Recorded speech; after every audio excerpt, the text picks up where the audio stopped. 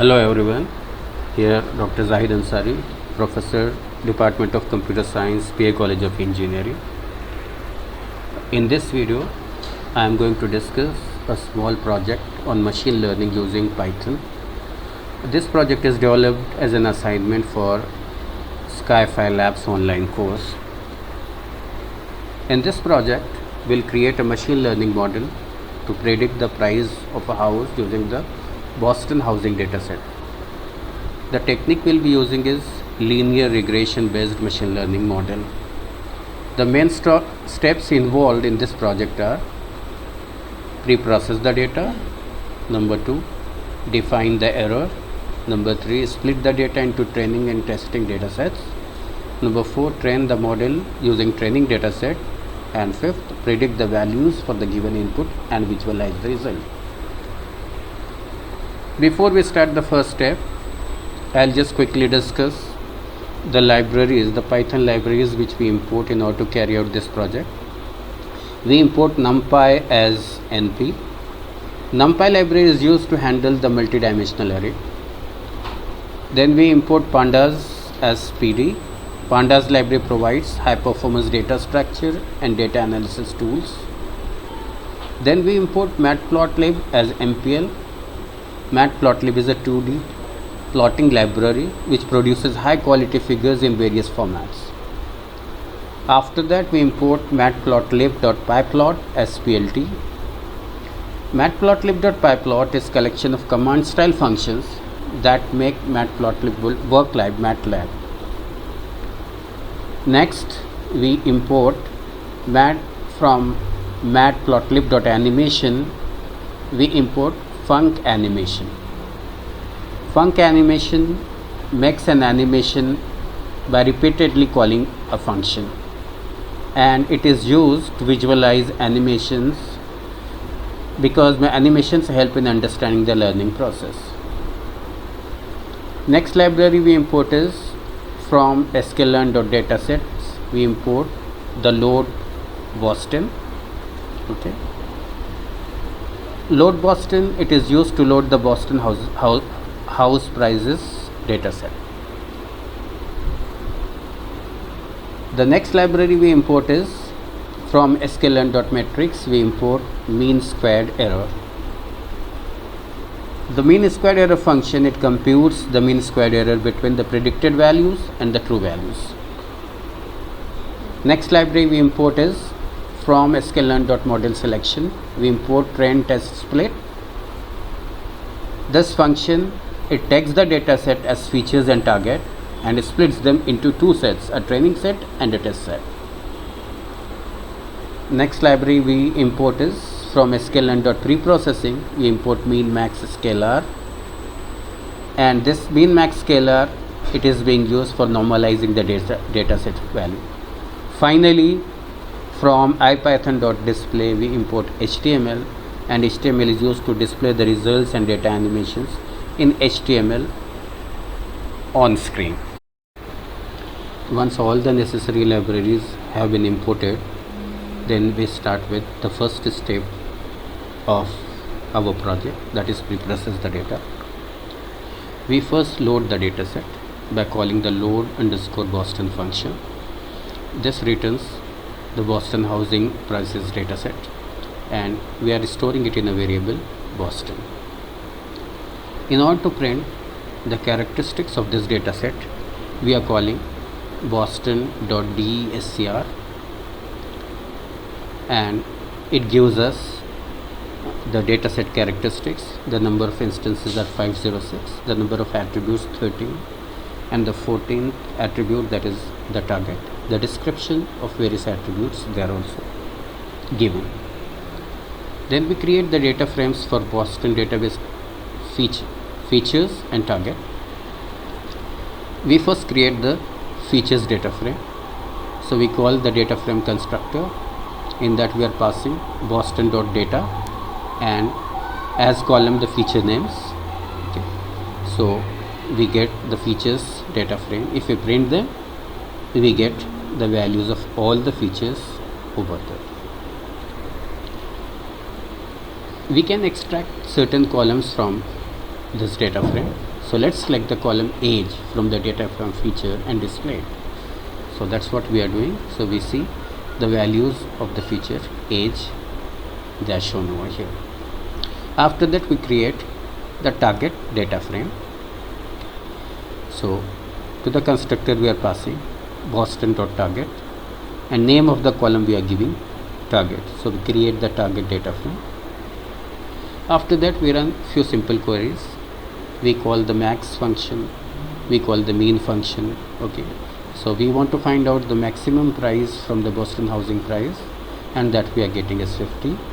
Then we want to find out the minimum price from the Boston housing prices, and that we are getting, that value we are getting as 5. After that we concatenate the features and the target data frame into a single data frame, df. So we call the method concat on the PD object.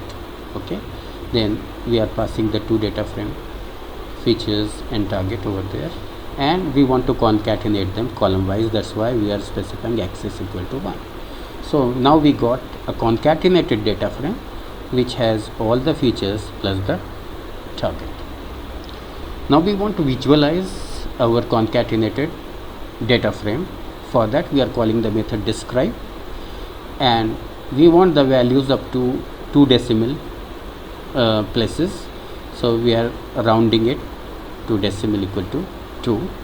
So this describe method, it is providing us the various statistical measures like count of the values in each column, the mean value, the minimum maximum values, the standard deviation, 25, 50 and 75 percentiles.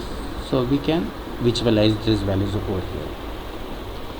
Then our next step is we want to find out the correlation between the attributes and the target. For that, on the data frame we are calling the core function. Okay, and we want the Pearson correlation. It returns us the correlation between every attribute with every other attribute, but we are interested only in the correlation between each attribute and the target. So for that we are using this for loop for ATTR in list of features. Okay, we are trying to find out, we are creating a list of correlations between each attribute and the target. Now we want to create a list by calling the zip function. Okay, so we want the correlation values and the feature names. Once we got that list, we want to sort it based on the correlation values in the descending order. So for that we are using the lambda function, and in order to get it in the descending order we are setting reverse equal to true. Okay, once we got the list in the descending order, after that we are unpacking the values, the correlation values and the labels separately. Okay, once we have all these things in place, then we want to draw the bar chart showing the correlations. We are setting the index, we are creating the figure, then we are plotting the bar chart by passing the index and correlations, setting the width equal to minus 0.5. X label we are giving attribute and Y label correlation with the target values, right? Then after that when we draw plt.show, we get the correlations. From this bar chart it is very clear that the feature LSTAT, it has the highest correlation with the target, and the room dwelling, it has the second highest correlation with the target. Now the last part of the pre-processing is we want to normalize the data using the min max scalar. Okay, since we already know that the LSTAT it is highly correlated with the target, so we are selecting this as the independent variable. So its values of LSTAT we are taking as x, right, and then we are taking the values of y as the values of targets. If we print the first 5 values of y, we see those values of the targets over here. Next we go for normalization. So we create an instance of min max scalar as x scalar, and on that we are calling the fit transform function, and we are passing x. Before passing x, we reshape it into the column, so we get the scaled value of x. The same thing we are doing on y. We create y scalar, and on y scalar we are calling fit transform function. We pass y and we reshape it before passing it. Okay, so we scale the values of x and y. If we print the scaled value of y, we see the scaled values there between 0 and 1. Once pre-processing of the data is over, then the next step, step 2, is define the error. We are using mean squared error as the error function. It is the average of the square difference between the predictions and the actual values. During the learning phase, our objective is to minimize the error function. To compute the mean squared error, compute the difference between the true values and the predicted values. Compute the sum of the squares of the differences, then divide the quantity by the number of the samples in the data sets. For this, we are using the equation 1 and equation 2. In equation 1, we are computing the squared error, and then in equation 2, we are finally computing the mean squared error. So we are defining the function error for this, which takes the parameter m as the slope of the regression line, x as the independent variable features values, c the y-intercept of the regression line, and t are the target values. Okay. In this method, we compute n as the number of samples.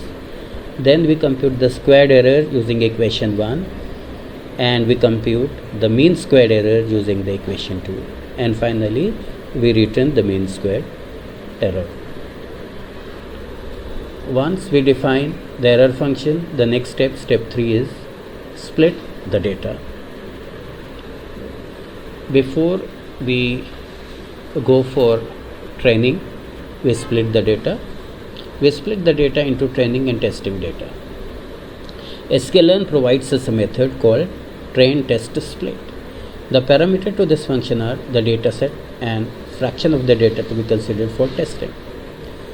The data set is given in two parts, features and targets. The function will return 4 returned values: training set of features and training set of targets, and testing set of features and testing set of targets. Here we specify the test size as 0.2. 0.2 indicates 20% of data is randomly sampled as the testing.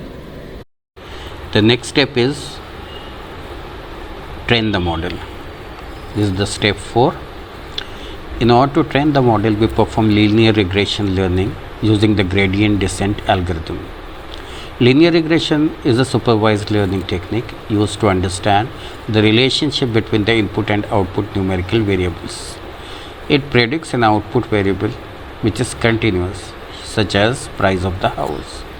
In linear regression, the model hypothesis is the equation of a line used to linearly fit the data points given by y equal to m into x plus c. The slope m and the intercept c are the two parameters that have to be computed using the gradient descent algorithm. They should be computed in such a way that the line is positioned at the optimal position, that is, the position where the value of the cost function is minimum. Gradient descent is an optimization algorithm used to minimize this cost function. We use mean squared error as the cost function as discussed earlier. Gradient descent algorithm is implemented using 3 functions. One is update function. It calculates the gradient at current position and updates the values of m and c. Second, the error function. It computes the error value at the current position, which we already discussed in step 2. And the third is gradient descent function. It applies the gradient descent on the cost function and obtains the best fit value for M and C. So let's see the update function. In standard gradient descent method, we update the weights in each iteration. In one iteration, we consider the entire data set to compute the gradient. So we go to the method update. The update function, it takes the following parameter. It takes M, so it is the a weight M, it denotes the slope. Then X denotes the independent variable values. C, it denotes the line intercept. T is the target value. And then learning rate is the next parameter. First we compute the gradient M. For this we are using the equation 3. Then we are computing gradient C, and for this we are using equation 4. Once we get the grade M and grade C, then we update the values of M and C using the equations 5 and 6. Once we do this, finally we return the values of M and C. The updated values of M and C is written. Now we come to the gradient descent function. The gradient descent function, it takes the following parameters. The first is anytime, that is the initial estimate for the slope M. Init C, it is the initial estimate for the intercept C. Then X is the numpy array representing the independent variable values, the training data set. T, numpy array denoting the target values of the training data set. Learning rate, number of iterations. Then there is error threshold, which is minimum acceptable value of the error allowed after which the training should end. Okay, so we initialize M and C using anytime and init C. Okay, we create the empty list, error values and MC values. Then we use a for loop which iterates through the number of iterations. We compute the mean squared error over here, and we check if the mean squared error, if it is less than the error threshold values specified, then in that case we print error less than the error threshold and we stop the gradient descent. Okay, then we break. We append the error value to the error values array. Okay, we update, then we call the update method where we update the values of M and C, and we get those values and we update them, we append them in the MC values array over here, right? This process goes on either the number of iterations are exhausted, or if the mean squared error it is less than threshold, otherwise it continues. Finally, the values of MC, error values and MC values, they are returned. Okay, now we run the gradient descent algorithm. We set the init time to 0.9, init C to 0, learning rate to 0.001, iterations to 250 and error threshold to 0.001. Okay, once we run this, basically we are training the model and we are getting the final values of MC. Then during the training, all the error values and MC values, they are coming in error values and MC values. Okay, the next step is we want to visualize our training process. In order to do this, we initialize fig and axis objects. We initialize the line object and we define two functions, init function and update function. Okay, right. We do not use all the MC values, rather every fifth value we are taking from this and we are storing in MC values anim array. Okay, we are creating, by calling the method subplot on PLT, we are creating fig and axis objects. Then we are calling the method plot to create the line object. Then we are defining the init function. The purpose of the init function is to initialize the graph.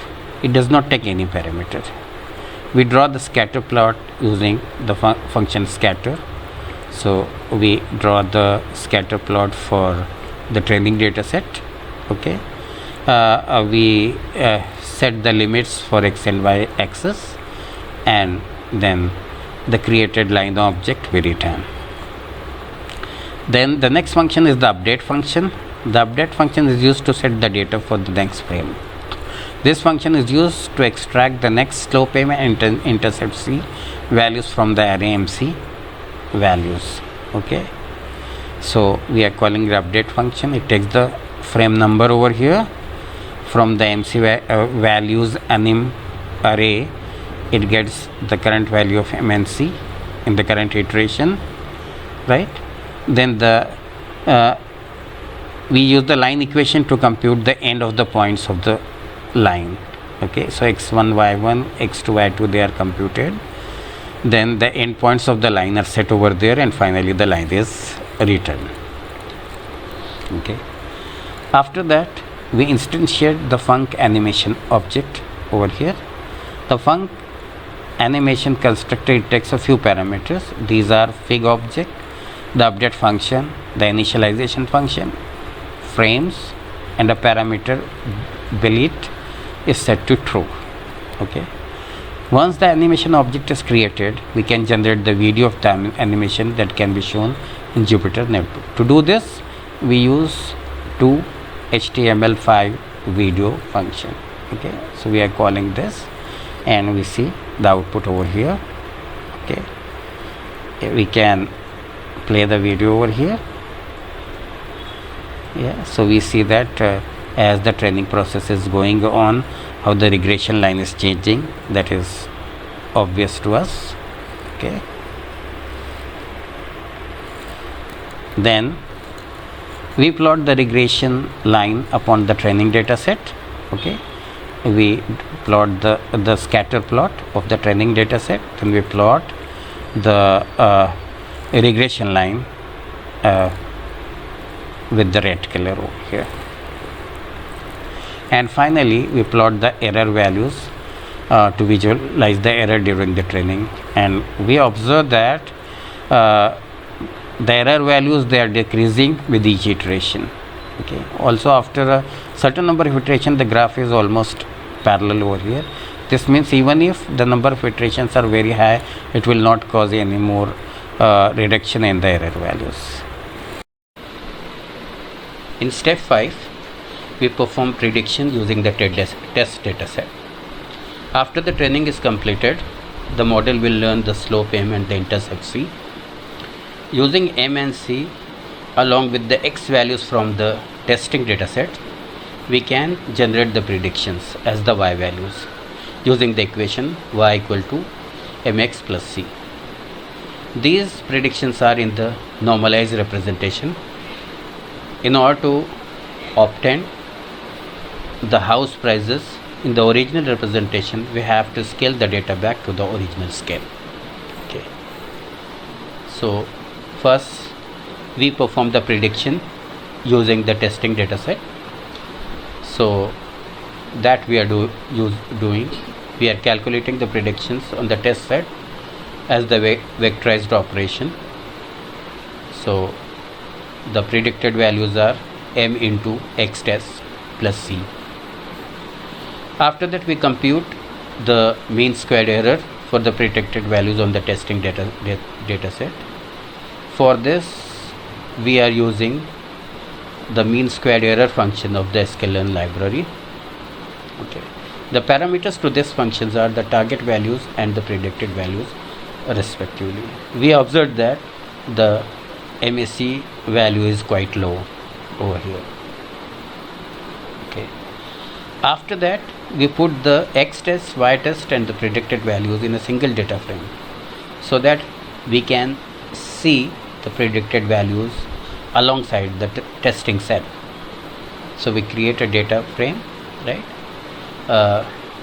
and using the zip function, okay, we zip them together, x test, y test and predicted. Okay, and we give the 3 column names: x, target, y and predicted y. So if we see this data frame P, then few records we can see the X values, target Y value and the predicted values. Then we plot the predicted values against the target values. For this we create a scatter plot using the X test, Y test. We give the color B. So these blue points are the scatter plot for the test data set, and then we plot the regression line. We plot the line representing the predicted values, and we set the color red to it. After that, we want to revert the normalization to obtain the predicted price of the houses. Looking at the normalized predictions in the range 0 to 1 is of not much use for us.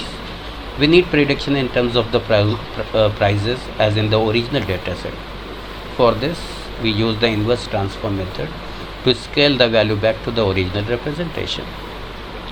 But to do this, we need to reshape our the predicted values instead of row to the column. Okay.